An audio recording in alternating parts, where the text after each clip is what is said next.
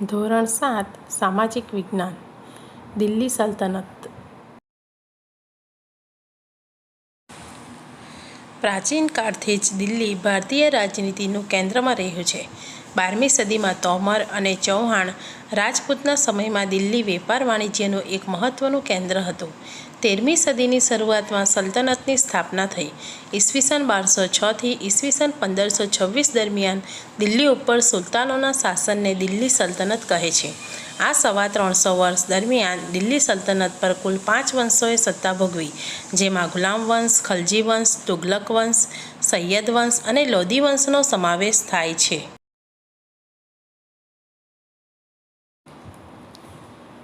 ગુલામ વંશ ઈસવીસન 1192માં તરાઈના બીજા યુદ્ધમાં શાહબુદ્દીન ગોરીએ પૃથ્વીરાજ ચૌહાણ સામે વિજય મેળવી દિલ્હીમાં સલ્તનત સત્તાનો પાયો નાખ્યો। મુહમ્મદ ગોરીનો ગુલામ કુતબુદ્દીન ઐબક માલમુક વંશનો હતો। ઈસવીસન 1210માં પોલો રમત રમતા ઘોડા પરથી પડી જવાથી તેનું મૃત્યુ થયું હતું। કુતબુદ્દીન ઐબકના અવસાન બાદ તેનો ગુલામ અને જમાઈ ઇલ્તુત્મિશ ગાદી આવ્યો। તેણે સલ્તનત સત્તાને સર્વોપરી બનાવવા ચેહલગાનની સ્થાપના કરી, એટલે કે 40 તુર્ક અમીરોના દળની રચના કરી। ઇલ્તુત્મિશને ગુલામ વંશનો ખરો સ્થાપક માનવામાં આવે છે। તેમણે પોતાના પુત્રોને સુલતાન નહીં બનાવતા પુત્રી રઝિયાને પોતાની ઉત્તરાધિકારી જાહેર કરી।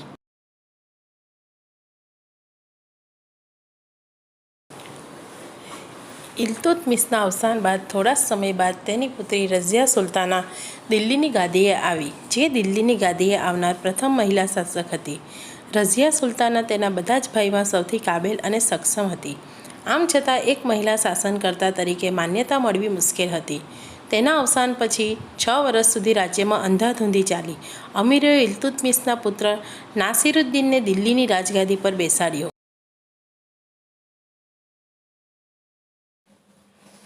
21 વર્ષના તેના શાસનકાળ બાદ તેનું અવસાન થતાં ગ્યાસુદ્દીન બલબન ગાદીએ આવ્યો।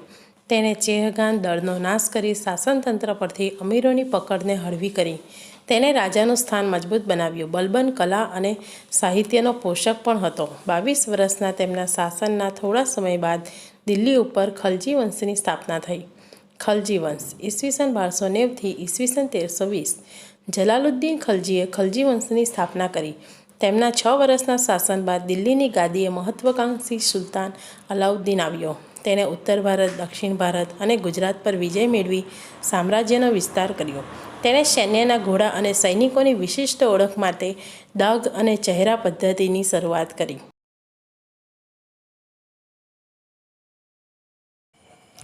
આ ઉપરાંત ભાવ નિયમન, બજાર નિયંત્રણ, સંગ્રહખોરી નિયમન જેવા વહીવટી સુધારા પણ કર્યા।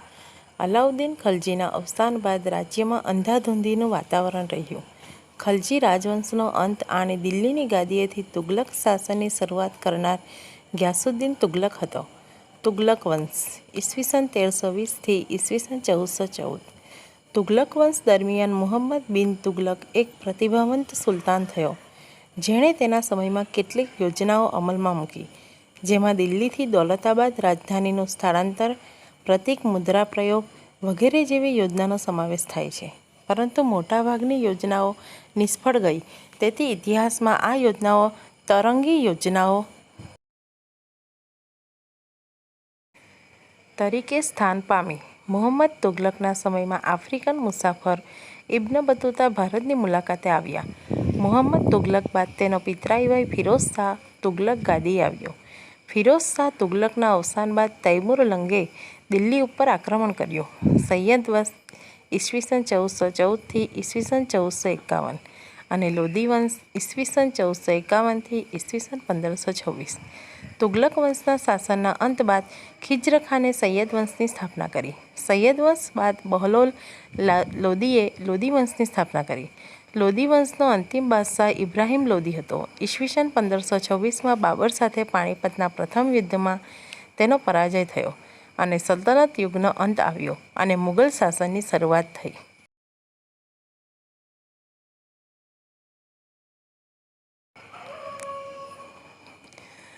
રાજ્ય વ્યવસ્થા ઈસવીસન 13મી સદીમાં સ્થપાયેલ દિલ્હી સલ્તનત ભારતમાં રાજ્ય શાસન વ્યવસ્થાની દ્રષ્ટિએ વિશિષ્ટ હતું। દિલ્હી સલ્તનત શાસનના કેન્દ્રમાં સુલતાન હતો। સુલતાનની સત્તા સર્વોપરી ગણાતી, જે સર્વોચ્ચ સેનાપતિ, કારોબારીનો સર્વોચ્ચ વડો અને સર્વોપરી ન્યાયાધીશ પણ હતો. સુલતાનની મદદ કરવા એક મંત્રીમંડળ હતું. મંત્રીમંડળના મંત્રીઓ અને અધિકારીઓની નિમણૂક સુલતાન પોતે કરતો. સલ્તનત શાસન વ્યવસ્થા કેન્દ્રીય, પ્રાંતિક અને સ્થાનિક એમ 3 વિભાગોમાં વહેંચાયેલી હતી.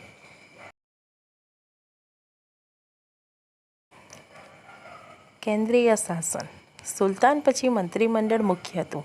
સુલતાનનો પ્રધાનમંત્રી વજીર કહેવાતો, જે વહીવટી તંત્રનો વડો હતો.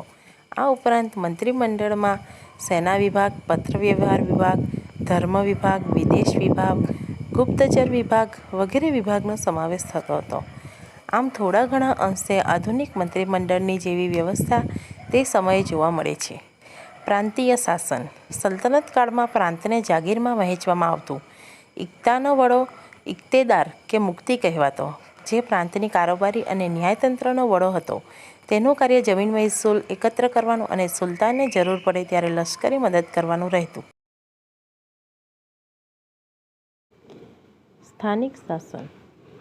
પ્રાંત પછીના એકમને જિલ્લા અને તાલુકામાં વહેંચવામાં આવતા, જેને અનુક્રમે સિક અને પરગણા કહેવામાં આવતા. ગામનો વહીવટ મુખી કે મુકદ્દમ કરતો, તેને પરવારી અને કારકુન મદદ કરતા. કિલ્લા અને બાંધકામ. દિલ્હી સલ્તનતની સ્થાપનાથી ભારતમાં ભારતીય ઇસ્લામિક શૈલીના સ્થાપત્યના નિર્માણની શરૂઆત થઈ.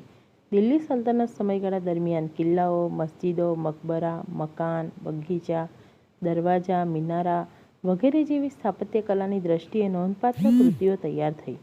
કુતબુદ્દીન ઐબકના સમયમાં દિલ્હીમાં કુવત ઉલ ઇસ્લામ નામની મસ્જિદનું નિર્માણ થયું. કુતબુદ્દીન ઐબકે કુતુબ મિનારનું બાંધકામ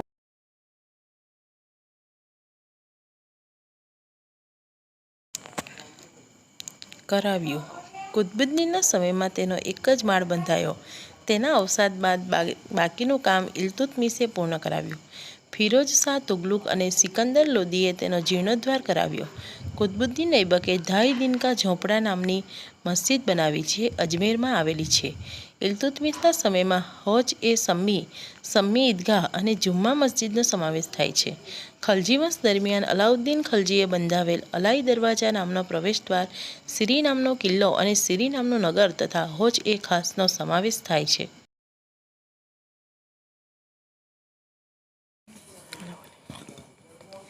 તુગલક શાસન દરમિયાન તુગલકાબાદ, ફિરોઝાબાદ, હિસાર, જૌનપુર, ફિરોઝપુર, ફતેહાબાદ વગેરે નગરો વસાવવામાં આવ્યા.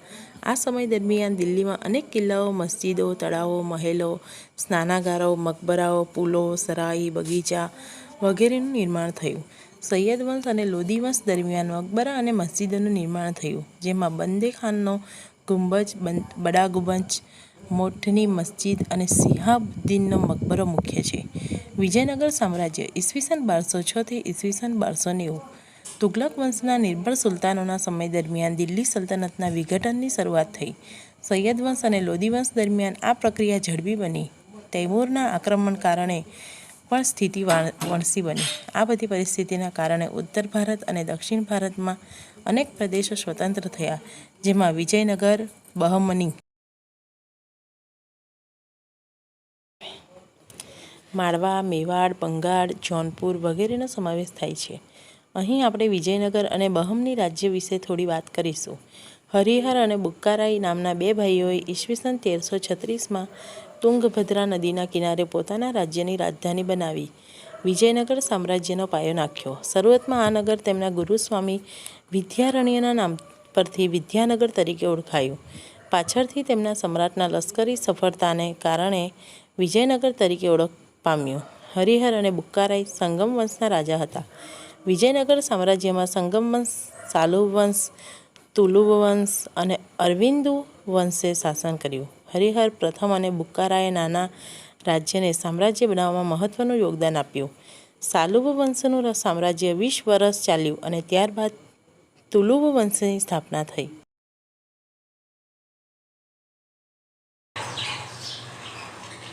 તુલુવ વંશમાં કૃષ્ણદેવરાય જેવો શ્રેષ્ઠ શાસક થયો, જે માત્ર તુલુવ વંશનો જ નહીં, સમગ્ર વિજયનગર સામ્રાજ્યનો સર્વશ્રેષ્ઠ શાસક સાબિત થયો.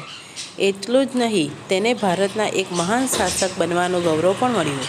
તેણે શાસન દરમિયાન અનેક વિજયો મેળવ્યા. કૃષ્ણદેવરાયનું મોટાભાગનું જીવન યુદ્ધભૂમિ પર પસાર થવા છતાં વહીવટી તંત્રની ઉપેક્ષા નહીં કરે. તેણે રાજ્યમાં તળાવો, નહેરો ખોદાવી, ખેતીવાડીને સમૃદ્ધ કરી, કેટલાક અયોગ્ય વેરાઓ નાબૂદ કરી પ્રજાનો પ્રેમ મેળવ્યો. વિજયનગરની પાસે નાગલપુર નામનું નગર વસાવ્યું. કૃષ્ણદેવરાય પોતે વિદ્વાન હતો. તેમણે સંસ્કૃત અને તેલુગુ ભાષામાં કેટલાક ગ્રંથો લખ્યા હતા. તેના સાહિત્ય કલાના ઉત્તેજનના કારણે તે આંધ્રનો ભોજ તરીકે ઓળખ પામ્યો.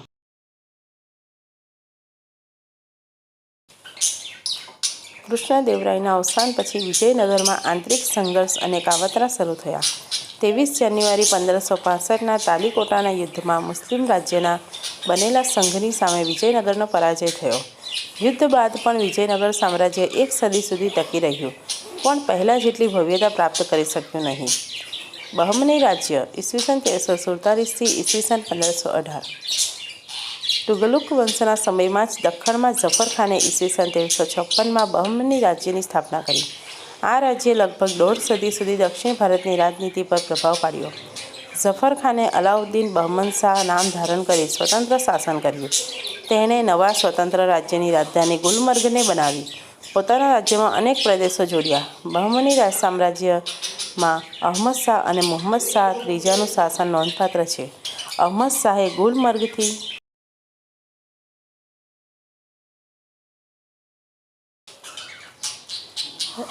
રાજધાની બીડર ખસેડી અને બીડરમાં અનેક ઇમારતો બંધાવી. મુહમ્મદ શાહ ત્રીજાનો વજીર મહમૂદ ગવા હતો.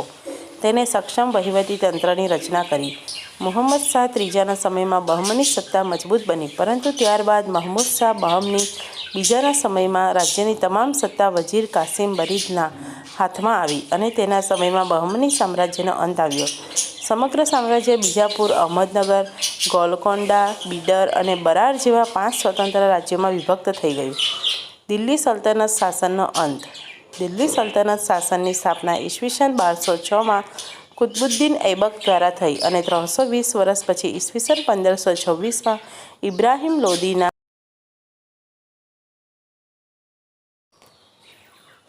શાસનના અંત સાથે તેનો અસ્ત થયો. આ લગભગ 350 વર્ષ દરમિયાન યોગ્ય, શક્તિશાળી અને કેટલીકવાર નિર્બળ સુલતાનો પણ ગાદી આવ્યા. દિલ્હીના આ મુસ્લિમ મહારાજ્યો અનેક તરકી છાંયડી જોઈ અને ઉદય તેનો અસ્ત, એ ન્યાયે તેનું પતન થયું. આજનો સવાલ નંબર 1. વિજયનગર સામ્રાજ્યની સ્થાપના કોણે કરી હતી? અ. અહમદ શાહ, બ. હરિહરરાય અને બુક્કારાય, ક. કૃષ્ણદેવરાય, ડ. ઝફરખાન. આ સવાલનો જવાબ તમારે નીચે આપેલ કોમેન્ટ બોક્સમાં લખવો.